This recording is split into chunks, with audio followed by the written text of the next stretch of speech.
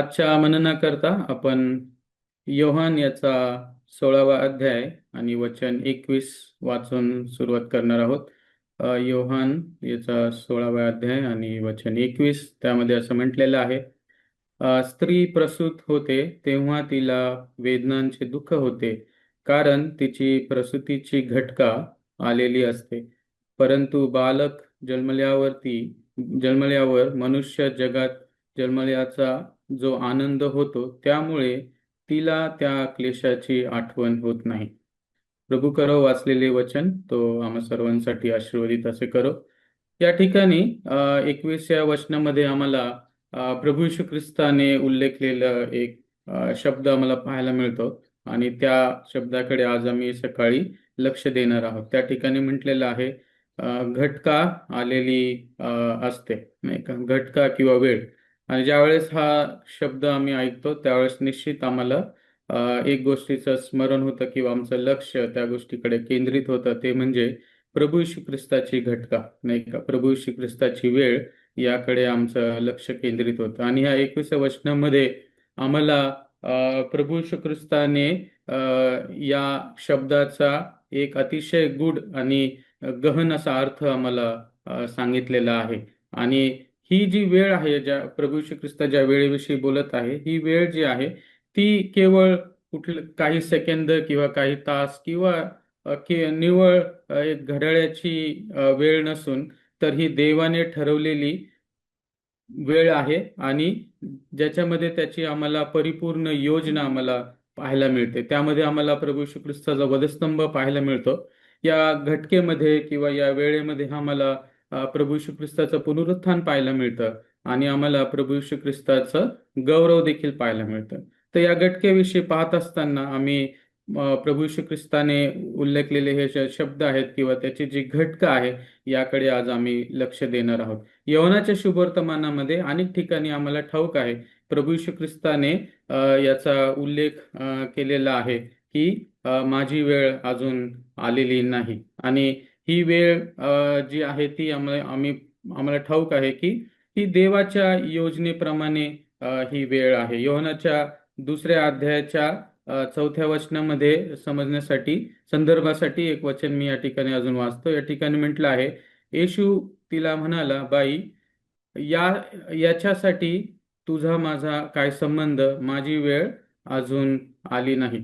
आणि योहानाच्या 7व्या अध्याय 30वं वचन, त्याचप्रमाणे योहानाचा 8वा अध्याय 20वं वचन, या वचनांमध्ये देखील आम्हाला प्रभू येशू ख्रिस्ताने म्हटलेलं आम्हाला पाहायला मिळतं की माझी वेळ अजून आलेली नाही.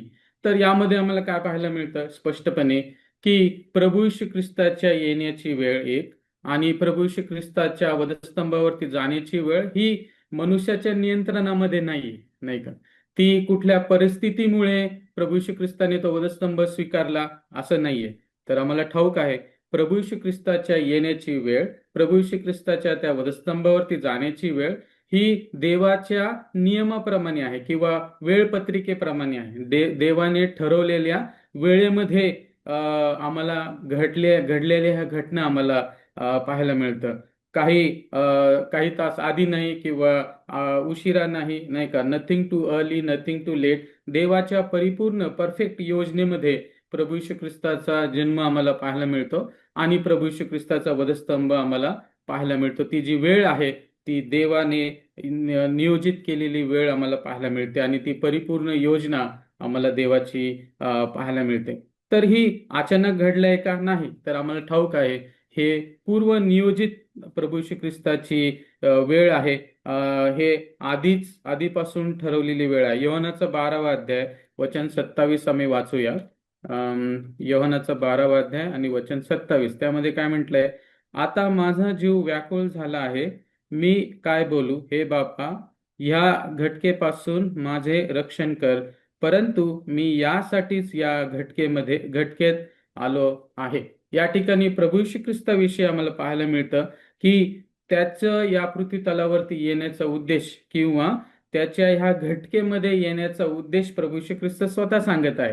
तो काय म्हणत आहे? हे बापा, या घटकेपासून माझे रक्षण कर. परंतु मी यासाठीच या घटकेमध्ये आलेलो आहे. तर प्रभू येशू ख्रिस्ताचं या वेळेमध्ये येण्याचा उद्देश आम्हाला पाहायला मिळतो आणि तो उद्देश आम्हाला ठाऊक आहे. तो वधस्तंभ तुमच्या आमच्या करता सहन करणं, तो वधस्तंभ स्वीकारणं. प्रभू येशू ख्रिस्त म्हणत आहे की हे बाप्पा, ह्या घटकेपासून माझं रक्षण कर. परंतु प्रभू येशू ख्रिस्ताला ठाऊक आहे या घटकेमध्ये येण्याचा उद्देश काय आहे, नाही का? तो वधस्तंभ स्वीकारणं, तुमच्या आमच्या करता त्या वधस्तंभावरती जाणं, ह्या घटकेचा तो उद्देश आम्हाला प्रभू येशू ख्रिस्ताविषयी पाहायला मिळतो. त्याचप्रमाणे पहिले पेत्र याचा पहिला अध्याय वचन 19-20 मध्ये काय म्हटलेलं आहे, तर निष्कलंक व निर्दोष कोकरा असा जो ख्रिस्त, त्याच्या मौल्यवान रक्ताने तुम्ही मुक्त झाला आहात, ज्याचे पूर्वज्ञान जगाच्या स्थापनेच्या आधी झाले होते, तोच काळाच्या शेवटी तुम्हासाठी प्रगट झाला. पहा, प्रभू श्री ख्रिस्ताविषयी आम्हाला पाहायला मिळतो असा कोकरा जो निष्कलंक आणि निर्दोष आमचा प्रभू येशू ख्रिस्त, ज्याने आमच्यासाठी ते मौल्यवान रक्त त्या स्तंभावरती सांडलेलं आहे, आम्हाला मुक्ती दिलेली आहे. एवढंच नाही तर त्या घटकेविषयी आम्हाला पाहायला मिळतं की ते अचानक झालेलं आहे का, ते अकस्मात झालेली घटना आहे का, ते तर तसं नाही,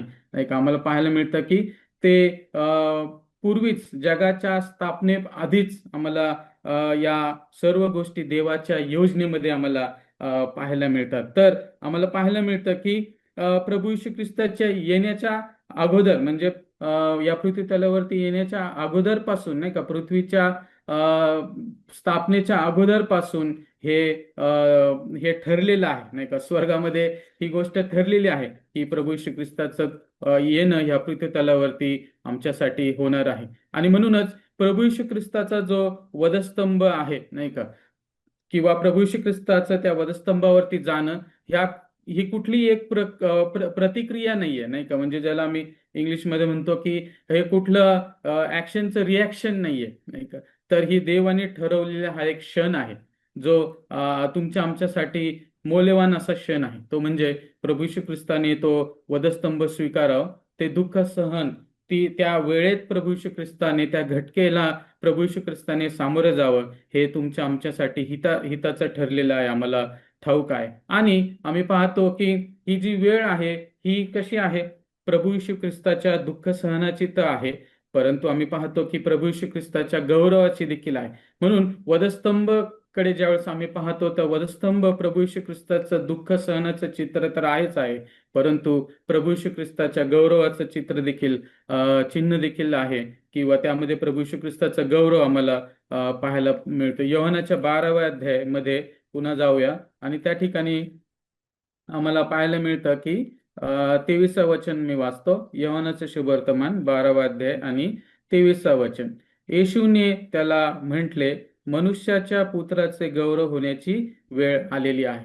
तर पहा, या ठिकाणी प्रभू येशू ख्रिस्ताच्या वेळेविषयी आम्ही सुंदर रीतीने पाहतो. आम्ही प्रथम पाहिलं प्रभू येशू ख्रिस्त काय म्हणत आहे अनेक ठिकाणी, माझी वेळ अजून आलेली नाहीये. नंतर आम्ही पाहतो की त्याच्या वेळेचा किंवा ह्या घटकेमध्ये येण्याचा उद्देश आम्ही पाहिलेला आहे. आणि आता आम्ही काय पाहतो, प्रभू येशू ख्रिस्ताच्या त्या वेळे संदर्भात आम्ही पाहतो की येशूने त्यांना म्हटले, मनुष्याच्या पुत्राचे गौरव होण्याची वेळ आलेली आहे. कुठली वेळ आहे ती? कुठली वेळ आलेली आहे?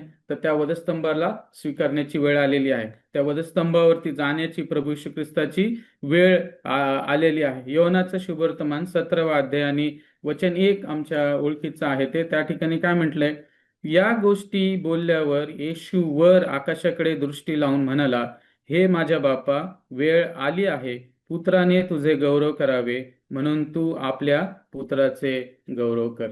तर या ठिकाणी आम्हाला ठाऊक आहे 17व्या अध्यायामध्ये प्रभू श्री ख्रिस्ताची प्रार्थना आम्हाला पाहायला मिळते. त्यामध्ये सुरुवातीच हे वचन आहे, आम्हाला या ठिकाणी पाहायला मिळतं की ती वेळ आलेली आहे, वधस्तंभ स्वीकारण्याची वेळ, त्या दुःख सहनातनं जाण्याची वेळ आलेली आहे, नाही का? ज्या वेळेत, ज्या घटकेमध्ये प्रभू येशू ख्रिस्त आलेला आहे, ज्या उद्देशाने प्रभू येशू ख्रिस्त या घटकेत, या वेळेमध्ये, या पृथ्वी तलावरती आलेला आहे प्रियांनो, त्या त्या त्या वेळेला सामोरे जाण्याची वेळ, आता तो क्षण आता आलेला आहे, नाही का? आणि म्हणून या ठिकाणी मी पाहतो की वधस्तंभ जे आहे ते कुठलं अपमानाचं चिन्ह नाही, तर वधस्तंभ हे गौरवाचं चिन्ह आहे. आणि ते केवळ फक्त वेदनेचा मार्ग आहे का? तर नाही. तर ते गौरव प्रगट होण्याचा तो क्षण आहे, ज्या वधस्तंभावरती प्रभू येशू ख्रिस्ताचं गौरव प्रगट झालेलं आम्हाला पाहायला मिळतं. आणि जे मगाशी वचन आपण वाचलं सुरुवातीला, योहानाचं शुभवर्तमान 16वा अध्याय आणि 21व्या वचनामध्ये या ठिकाणी एका स्त्रीच्या प्रसूतीचं उदाहरण देण्यात आलेलं आहे, नाही का. त्या वेदना ती स्त्री सहन करते त्या प्रसूतीच्या समयामध्ये, नाही का. त्या काळामध्ये त्या वेदनेतनं ती स्त्री जाते. ती वेळ तिच्यासाठी कठीण असते, अवघड असते, नाही का. आम्ही अनेकदा ऐकतो की प्रसूतीच्या काळाच्या नंतरची जी वेळ आहे जणू काय, किंवा त्या काळाचा प्रसंग त्या स्त्रीसाठी जणू काय दुसरा जन्म आहे, नवीन जन्म आहे. कारण त्या वेदना तिच्या खऱ्या आहेत, त्या वेदना त्या स्त्रीच्या तीव्र आहेत, नाही का. प्रसूतीच्या वेदना त्या तीव्र आहेत, त्या खऱ्या आहेत. परंतु आम्ही त्या वचनामध्ये काय वाचलं की जेव्हा बालक जन्माला येतो तेव्हा ती आनंदाने त्या वेदना विसरून जाते, नाही का. त्या आनंदाचे क्षण तिच्या समोर आता देवाने दिलेले आहेत. आणि म्हणून त्या वेदनेचा जो जो तीव्रता आहे, नाही का, तो कठीणपणा जो आहे तो पूर्णपणे ती स्त्री विसरून जाते. आणि तिच्या डोळ्यामध्ये अश्रू आम्हाला पाहायला मिळतात, ते आनंदाचे असतात. आणि चेहऱ्यावरती तेच पाहायला मिळतं, ते आनंदाचं असतं प्रियांनो. कारण ते त्या वेदनेवरती देवाने आनंदाचा प्रसंग दिलेला आहे त्या स्त्रीच्या जीवनामध्ये. परंतु प्रभू येशू ख्रिस्ताचं चित्र आम्हाला ह्या ठिकाणी काय पाहायला मिळतं की प्रभू येशू ख्रिस्त स्वतः त्या वेदनेतनं, त्या तीव्रतेतनं प्रभू येशू ख्रिस्त गेलेला आम्हाला पाहायला मिळतं. ही वेंट थ्रू दॅट ॲगनी आणि पेन, नाही का. त्या पूर्ण त्रासातनं, क्लेशातनं प्रभू येशू ख्रिस्त गेलेला आम्हाला पाहायला मिळतो. त्याने मृत्यूला सामोरं गेलेला आम्हाला प्रभू येशू ख्रिस्त आम्हाला पाहायला मिळतो. आम्हाला यशायाचा 53वा अध्याय वचन 3-4 आम्ही वाचूया, आमच्या ओळखीचा आहे, वाचू या संदर्भासाठी. काय म्हटलेलं आहे तिथे? तुच्छ मानिलेला, मनुष्यांनी टाकलेला, क्लेशांनी व्यापिलेला व व्याधींशी परिचित असलेला असा जो पुरुष पाहून लोक तोंडे फिरवीत व त्याला तुच्छ लेखीत, आणि त्याला आम्ही मानले नाही.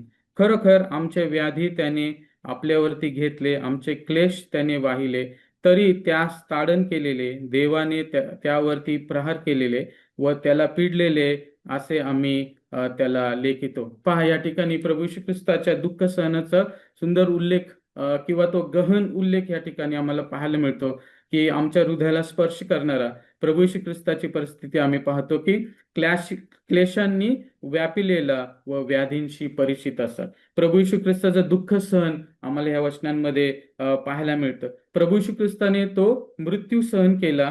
त्या वधस्तंभामुळे प्रभू येशू ख्रिस्ताला मृत्यूला सामोरं जावं लागलं. परंतु आम्हाला ठाऊक आहे की त्याच्या पुनरुत्थानाद्वारे देवाचा गौरव झालेला आहे. त्याच्या पुनरुत्थानाद्वारे प्रभू येशू ख्रिस्ताचं देवाने गौरव केलेलं आम्हाला पाहायला मिळतं. आणि आम्ही पुढे पाहतो की त्या दुःखातून काय होतंय की गौरव, आम्हाला आनंदाचा प्रसंग आम्हाला पाहायला मिळतो. आम्हाला ठाऊक आहे इब्रिकरास पत्र याचा 12वा अध्याय वाचूया आपण. इब्रिकरास पत्र 12व्या अध्याय वचन 2 मध्ये काय म्हटलेलं आहे? आपण आपल्या विश्वासाचा उत्पादक व पूर्ण करणारा येशू याच्याकडे पाहत असावे, जो आनंद त्याच्या पुढे होता त्याकरिता त्याने लज्जा तुच्छ मानून वधस्तंभ सहन केला आणि तो देवाच्या राजसनाच्या उजवीकडे बसला आहे. आम्हाला या ठिकाणी पाहायला मिळतं की त्याच्या समोर असणारा जो आनंद आहे त्यासाठी वधस्तंभ प्रभू येशू ख्रिस्ताने आनंदाने सहन केलेला आहे. आणि त्याने ते दुःख सहन दूर लोटलेलं आहे, नाही का. आणि तो वधस्तंभ प्रभू येशू ख्रिस्ताने तुमच्या आमच्यासाठी सहन केलेला आम्हाला पाहायला मिळतो. पुन्हा एकदा यशाया 53व्या अध्यायाचं एक वचन पुन्हा मी वाचतो. 7व्या वचनामध्ये काय म्हटलेलं आहे? त्याचे हाल हाल केले तरी ते त्याने सोसिले, आपले तोंड सुद्धा उघडले नाही. वधाव्यास नेत असलेल्या कोकराप्रमाणे, लोकूर कातरण्यापुढे गप्प राहणाऱ्या मेंढराप्रमाणे तो गप्प राहिला, त्याने आपले तोंड उघडले नाही. प्रभू येशू ख्रिस्ताविषयी आम्ही पाहतो की दुःख सहन होत असताना प्रभू येशू ख्रिस्ताने तोंड देखील, आपलं मुख देखील त्याने उघडलं नाही. तर ते होत असलेला जे दुःख सहन आहे, ते तीव्रता आहे त्या वेदनेची प्रभू येशू ख्रिस्ताने शांतपणे सहन केलेली आम्हाला पाहायला मिळते. इतका अद्भुत प्रभू येशू ख्रिस्त आमच्यासाठी आम्हाला पाहायला मिळतो. आणि आम्ही पुढे पाहतो की योहानाचा 17वा अध्याय वचन 1 आम्ही वाचलं की प्रभू येशू ख्रिस्ताचा गौरव प्रगट होण्याची वेळ देखील आम्हाला तिथे पाहायला मिळते, नाही का. तिथे आम्हाला वधस्तंभावरती देवाचं प्रेम प्रगट झालेलं आम्हाला पाहायला मिळतं, देवाचा न्याय प्रगट झालेला आम्हाला पाहायला मिळतो, आणि देवाचा गौरव त्या वधस्तंभावरती प्रगट झालेलं प्रियांनो आम्हाला पाहायला मिळतं. म्हणून आम्ही पाहतो की जर प्रभू येशू ख्रिस्ताकडे आम्ही लक्ष देतो, नाही का, प्रभू येशू ख्रिस्ताच्या दुःख सहनाकडे आम्ही लक्ष देतो, प्रभू येशू ख्रिस्ताच्या त्या काल्वरीच्या मार्गाकडे आम्ही लक्ष देतो, आमच्या लक्षात येतं की प्रभू येशू ख्रिस्ताने सहन केलेले हे दुःख सहन जे तुमच्या आमच्यासाठी आहे, ते आमच्या दुःख सहना पुढे काहीच नाही, नाही का. परंतु आम्ही जर कुठल्या जीवनातील संकटाच्या वेळेतनं समजा आम्ही जात असू, नाही का, आम्ही दुःखाच्या प्रसंगातून आम्ही जात असू, आम्ही परीक्षेच्या वेळेतनं आम्ही जात असू, किंवा प्रतीक्षेच्या वेळेतनं आम्ही जात असू प्रियांनो, तर आम्हाला काय करायचं आहे, त्या प्रभू येशू ख्रिस्ताच्या दुःख सहनाकडे आम्हाला पाहायचं आहे, त्या वधस्तंभाकडे आम्हाला पाहायचं आहे. तिथून आम्हाला आशा प्राप्त होती, देवाच्या वचनातनं आम्हाला आशा प्राप्त होती. आमचा जो उद्धारक प्रभू येशू ख्रिस्त, त्याने तुमच्या आमच्यासाठी विजय प्राप्त केलेला आहे, नाही का. त्याने त्या वधस्तंभावरती पाप, मरण आणि सैतानाची योजना याला पूर्णपणे हाणून पाडलेला आहे, आणि तो प्रभू येशू ख्रिस्त आम्ही पाहतो, विजयशाली प्रभू येशू ख्रिस्त आम्ही गाजवतो, नाही का. ती कबर कशी आहे, ती रिकामी आहे. प्रभू येशू ख्रिस्ताने मरणाला हरवलेलं आहे, आणि प्रभू येशू ख्रिस्त विजयशाली असा प्रभू येशू ख्रिस्त आम्ही पाहतो, की ज्याच्याकडे पाहून आम्हाला आनंद होतो. कारण आम्हाला ठाऊक आहे आमचे जे दुःख सहन आहे, आमचे ही दुःखाची, प्रतीक्षेची, परीक्षेची जी वेळ आहे ती तात्पुरती आहे. जणू काय आम्ही एखाद्या हायवेवरून चाललो असताना गाडीतनं, आणि आम्हाला भोगदा लागतो, नाही का. तो भोगदा कसा आहे, आता लाईट आहे परंतु त्या भोगद्यामध्ये अंधारच आहे, नाही का. म्हणजे जनरली पाहिलं तर म्हणजे त्याचा भोगद्याचा जो स्वरूप आहे त्यामध्ये अंधार आहे. भोगद्यामध्ये आम्ही राहतो का, तिथे थांबतो का, तिथे हॉल्ट करतो का, नाही, नाही का. आणि बोगद्याच्या बाहेर देखील सायन्स लावलेले असतात, सुरू व्हायच्या आधी 2-3 वेळेस सायन्स असतात, बोगद्यामध्ये थांबू नका. कारण ती थांबण्याची वेळ नाहीये, किंवा तो थांबण्याचं ठिकाण नाहीये, नाही का. बोगदा हे थांबण्याचं ठिकाण नाहीये, तर ते बोगदा कसा आहे, त्यातनं आम्हाला पार जायचं आहे. तर आमच्या जीवनाचा प्रवास देखील असाच आहे प्रियांनो. ज्यावेळेस आम्ही दुःख सहनातनं जातो, परीक्षेच्या काळातनं जातो, तो एक प्रकारे आमच्यासाठी तो एक अंधाराचा बोगदा आहे, नाही का. त्या बोगद्यातनं आम्हाला पार जायचं आहे. आणि ह्या ख्रिस्ती जीवनामध्ये आम्ही जगत असताना देवाच्या वचनातनं आम्हाला अनेक ठिकाणून आम्हाला देवाचं वचन धीर देखील देतं, नाही का. जणू काय ते बोगद्याच्या शेवटी असणारा जो लाईट आहे, प्रकाश आहे, तो आम्हाला दिसत राहतो. खूप मोठा बोगदा असेल तर सुरुवातीला दिसत नाही, परंतु जसं जसं आम्ही पुढे जातो तसं तसं आम्हाला ती मग लाईट दिसायला लागते, आणि तो बोगदा क्रॉस करून आम्ही उजेडात किंवा प्रकाशामध्ये जातो प्रियांनो. तर आमच्या जीवनामध्ये अशा प्रकारच्या प्रसंगामध्ये आम्ही जर असू, तर आम्हाला हे लक्षात घ्यायचं आहे की आम्हाला घाबरून जायचं नाहीये. ही देवाची योजना आहे, देवाच्या योजनेमध्ये आम्ही आहोत, नाही का. ख्रिस्ती जीवनामध्ये जीवन जगत असताना विश्वसणारे या नात्याने आमच्या जीवनात अकस्मात अचानक अशा किंवा लकीली अशा गोष्टी होत नाही, नाही का. आमच्या जीवनामध्ये काय होतं, देवाच्या योजनेप्रमाणे आमचं जीवन चाललेलं असतं. आणि म्हणून विश्वासणाऱ्या नात्यांनी आम्हाला लक्षात घ्यायचं आहे की आमचं जीवन लकवर डिपेंड नाहीये. नाही का. आमचं जीवन कुठल्या अचानक होणाऱ्या गोष्टींमुळे अचानक झालं माझ्या जीवनात असं होत नाही, तर त्या देवाच्या योजनेप्रमाणे आहे. आम्ही आमच्या जीवनात प्रार्थना करतो, मंडळी आमच्यासाठी प्रार्थना करते, देव त्या प्रार्थनेचं उत्तर देतो, आणि कुठल्याही परिस्थितीत आम्ही असू, नाही का, त्या वेळेमध्ये आम्ही असू, कठीण वेळेमध्ये, त्या वेळेतनं देव आम्हाला पार घेऊन जातो. आणि म्हणून 2 तिमोथी 1 अध्याय 7व्या वचनामध्ये आम्हाला ते वचन ठाऊक आहे की देवाने आम्हाला भीतीचा आत्मा दिला नाही, नाही का. त्याने आशेचा, विजयाचा आत्मा आम्हाला दिलेला आहे. आणि म्हणून शेवट करत असताना आम्ही हे लक्षात घेऊया आजच्या सकाळी या मननाच्या सत्रामध्ये, की प्रभू येशू ख्रिस्ताकडे आम्हाला लक्ष द्यायचं आहे, नाही का. प्रभू येशू ख्रिस्ताने, ज्याने तो स्वर्ग त्यागला, ज्याने the creator of the time entered into the time, खूप मोठी गोष्ट आहे, नाही का. ज्याने या वेळेची निर्मिती केली, तोच त्या वेळेमध्ये प्रवेश त्याने केलेला आहे तुमच्या आमच्यासाठी प्रियांनो. आणि त्याने तो वधस्तंभ स्वीकारला, आणि त्या दुःख सहनातनं प्रभू येशू ख्रिस्त गेला, तो मेला आणि तिसऱ्या दिवशी जिवंत झाला. आज तो पित्याच्या उजव्या हाती असून आम्हासाठी मध्यस्थीचं कार्य करत आहे. त्याबद्दल आम्ही त्या देवाचे खरोखर मनापासून आभार मानूया. प्रभू येशू ख्रिस्ताचे आम्ही आभार मानूया, त्याच्या नावाचा आम्ही गौरव करूया.